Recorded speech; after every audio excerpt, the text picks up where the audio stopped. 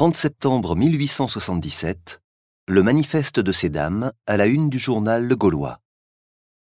Le manifeste de ces dames. On se souvient peut-être, soyons moins fats et disons tout bonnement qu'on ne se souvient pas, de la bataille terrible que j'ai eue à livrer il y a quelque temps contre 7 femmes libres, à la tête desquelles marchait la très haute, très démocratique et toute puissante dame Hubertine Auclair, de la rue des Deux Gares, numéro 4. Je reçois aujourd'hui de cette indépendante dame un manifeste électoral dont la galanterie française m'interdit de refuser l'insertion. Nous sommes dans une période où les manifestes sévissent de toutes parts. Nous avons d'abord eu le manifeste du président de la République, puis le manifeste posthume de M. Thiers. Il nous manquait le manifeste féminin de dame Hubertine Auclair. Je remercie mon aimable correspondante d'avoir comblé cette regrettable lacune. À dire vrai, je me serais attendue à trouver tout d'abord ce joyeux document dans le mot d'ordre, le peuple ou la lanterne. Je ne suis pas suffisamment en état de grâce pour pouvoir prétendre à recevoir en première ligne la confession et les revendications de la femme libre. Mais il était écrit là-haut qu'en matière de manifeste, le Gaulois aurait toutes les primeurs. Je suis personnellement touchée que dame Hubertine Auclair, qui me paraît aussi oublieuse de mes épigrammes que friande de notre publicité, veuille bien m'honorer des communications importantes qu'elle croit devoir adresser à l'Europe en jupon.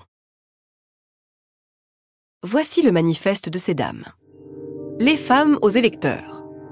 Citoyens, au moment où s'ouvre la période électorale, laissez-nous vous confier une mission solennelle, celle de voter pour nous. L'idée républicaine exclut l'aristocratie de sexe, comme elle exclut l'aristocratie de caste. Mais nous serions malvenus de parler des questions sociales devant la nécessité dominante du présent. La nécessité du présent ?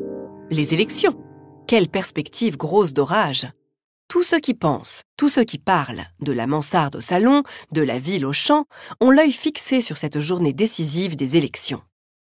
Parmi tous ces Français qui songent, qui se préparent à dire comment ils entendent se gouverner, il y a 9 millions d'êtres doués de raison, 9 millions de femmes majeures qui forment comme une nation d'esclaves dans la nation d'hommes libres. Elles vont être gouvernées, mais elles le seront selon le bon plaisir de l'homme, sans pouvoir élever la voix pour marquer leurs préférences. Ces 9 millions de femmes sont assujetties aux mêmes lois répressives que les hommes aux mêmes contributions. Cependant, elles ne délèguent aucun mandataire pour prendre leurs intérêts dans la confection des lois et des budgets. Il en était ainsi pour l'homme avant 1789, ainsi pour le prolétaire avant 1848. Cette injustice révoltante cessera pour nous comme elle a cessé pour eux.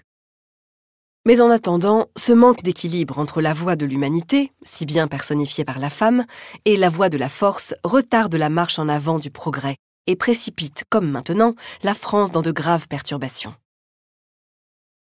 Donc, bien que nous ne puissions pas encore exprimer notre opinion par un vote, nous n'avons pas moins le devoir et la volonté de faire triompher nos idées. Notre qualité de Française solidaire nous commande de nous préoccuper du gouvernement que vous nous ferez. À l'instar de nos mères les Gauloises, nous veillons. Nous ne trouvons pas que vous, les hommes, vous puissiez être seuls responsables des destinées de la République et de la patrie. Vous vous êtes trompés si souvent, vous, bourgeois, en nous donnant 50 ans de monarchie, toi, peuple, en nous donnant 29 ans d'empire et d'ordre moral. Nous voulons une République républicaine qui applique enfin nos immortels principes de 89. Nous voulons l'égalité.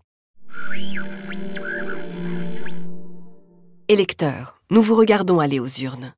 Que vous soyez nos amis ou nos ennemis politiques, nous avons mission de crier à votre conscience « Prenez garde, vous êtes responsables du bonheur ou du malheur des femmes et des enfants, c'est-à-dire de plus des 2/3 de la nation. Et vous ferez ce bonheur ou ce malheur selon ce que vous aurez inscrit sur votre bulletin de vote. Électeurs, de vous dépendent la grandeur nationale, la paix ou la guerre, l'accroissement de l'intelligence et de la richesse publique, l'harmonie sociale. Ah, nous vous adjurons de penser à la France. Nous vous adjurons de ne plus vous laisser éblouir par de vaines promesses.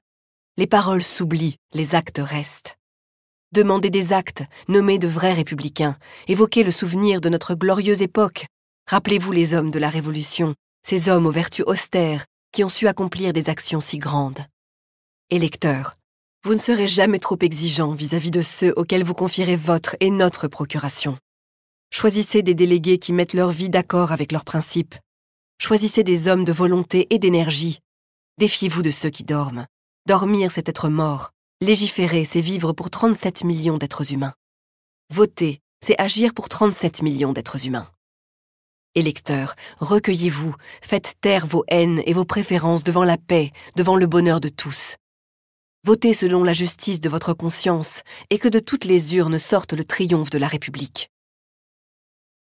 Les citoyennes Hubertine Auclair, 4 rue des Deux Gares, Charlotte Duval, Louise Suchet, Amélie Tessier, Amélie Morancé, Émilie Saint-Hilaire, M.A. de Cagneret, Fanny Savary, etc., etc.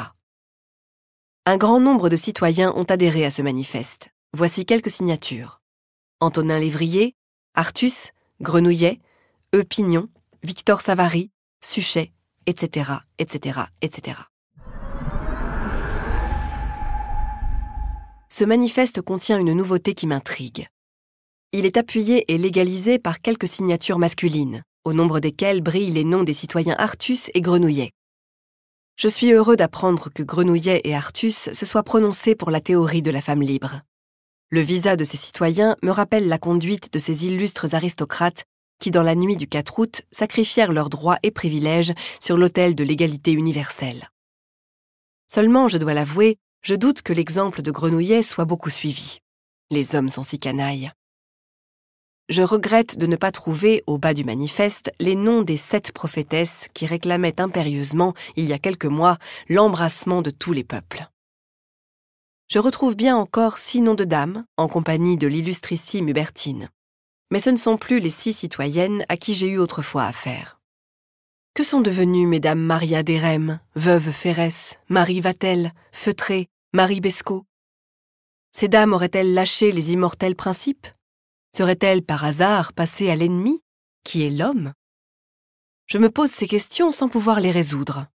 Peut-être sont-elles absorbées par l'embrassement de tous les peuples? La besogne est considérable, car la géographie, qui s'enrichit chaque jour de nouvelles découvertes, a ouvert à la femme libre des embrassements jusqu'ici inexplorés. Je conjure le citoyen Grenouillet de vouloir bien nous fournir quelques éclaircissements là-dessus. Ce qui me plaît dans le programme des nouvelles recrues de Dame Hubertine, c'est qu'elle réclame des hommes de volonté et d'énergie. « Défiez-vous des hommes qui dorment », s'écrie-t-elle, « car dormir, c'est être mort. » Belle parole que la mère des Gracques aurait peut-être hésité à prononcer, mais qu'on aime à entendre tomber de la bouche suave d'une innocente jeune fille. Le Charivari a publié l'autre jour une exquise caricature parisienne de Grévin, où l'on voyait une jeune personne, légèrement accoudée sur l'oreiller et s'adressant avec une moue charmante à un personnage invisible. « Paul, mon gros chat, tu ne te couches donc pas? Tu attends que je sois endormie, hein? Grande drogue ?» Cette image m'a longuement fait rêver. Mais, même en y réfléchissant, je n'avais pas attribué à cette fantaisie du crayon de Grévin la haute portée politique qu'elle comporte. Le manifeste des 7 dames a été, en cette occasion, un trait de lumière inattendu. Il est évident désormais pour moi que Paul, le gros chat, est un homme dont on doit se méfier aux élections prochaines. C'est un homme qui aime à dormir. Or, dormir, c'est être mort, disent excellemment les amis du citoyen Grenouillet. D'après le conseil de ces dames, je ne voterai donc jamais pour cette grande drogue de Paul. Paul n'est pas un homme de volonté et d'énergie. À ce manque de solidité virile, il joint le tort de ne pas mettre sa vie d'accord avec ses principes. Paul n'est pas l'homme fort dont nous parle le Nouvel Évangile. Paul ne sera pas l'élu de ces dames. À bas Paul, et vive Popol, le puissant Popol des nouvelles couches. Elles sont 9 millions de femmes majeures, à ce que dit Dame Hubertine, qui n'attendent qu'une occasion de s'emparer des rênes du gouvernement et de diriger l'attelage d'une main sûre vers la félicité parfaite. Elles sont 7 seulement à le dire, mais au grand jour, elles seront 9 millions pour le prouver. Les hommes n'ont qu'à bien se tenir. La Révolution de 1830 n'aura été qu'une farce ridicule en comparaison de cette levée générale de chignons. Et 1848 lui-même paraîtra d'une fadeur extrême, lorsque les émules de la mère Thierret viendront nous verser de leurs mains blanches le vin pur de la liberté. Car il paraît que nous autres hommes, nous avons été jusqu'ici d'une bêtise inénarrable dans le gouvernement des choses humaines. Dame Hubertine nous le dit, et il faut l'en croire. Dame Hubertine ne fait entre tous les hommes aucune différence appréciable. Au peuple comme à la bourgeoisie, elle décerne ex aequo un brevet de sottise paumé. Les bourgeois nous ont donné 50 ans de monarchie constitutionnelle. Quant au peuple, il nous a donné 29 ans d'empire et d'ordre moral. Il est temps que le règne des femmes fortes arrive. Place aux femmes, arrière les hommes. C'était déjà le langage énergique que Lysistrata, une dame du répertoire comique d'Aristophane, tenait au peuple grec 400 ans environ avant notre ère. « Comment, imbécile, disait cette fière luronne aux hommes de son temps, quand vous ne faites que des stupidités, il ne nous sera pas permis de vous les remontrer? Prêtez donc l'oreille maintenant à nos sages conseils, et silence, je vous prie. » « Comment silence ?» répondait en grec le monsieur de ce temps-là. « Je me tairai au commandement d'une carogne qui porte un voile sur la tête. » Dame Hubertine, qui a emprunté le voile de Lysistrata, veut nous régaler aujourd'hui de ces mêmes conseils, un peu éventés depuis plus de 2000 ans. Elle vise à rétablir, comme elle dit en un style qui n'a rien d'aristophanesque, le manque d'équilibre qui existe entre la voie de l'humanité, côté des dames, et la voie de la force, côté des hommes. Voilà qui nous promet de grandes douceurs pour la période électorale qui nous reste à parcourir avant le 14 octobre. Jusqu'ici, les élections n'avaient pas passé pour être une partie de plaisir excessivement amusante. Les hommes qui s'y enfonçaient le plus pendant la journée étaient contents de retrouver le soir au logis un terrain neutre, d'où les immortels principes étaient sévèrement exclus. Là, on ne discutait plus les candidats, on se bornait simplement à disputer des baisers. Et les joies de la famille remplaçaient avantageusement les luttes glorieuses de la tribune. Que deviendra la vie en tête-à-tête, je vous le demande, si au moment où vous vous approchez de votre moitié pour cueillir sur sa joue un baiser non politique, elle vous repousse en disant « Non, non, pas avant que tu m'aies promis de voter pour un 363 ». Ce sera gai comme le supplice de Tantale, et nous serons obligés bientôt de remplacer les déclarations d'amour par des professions de foi conservatrices ou républicaines.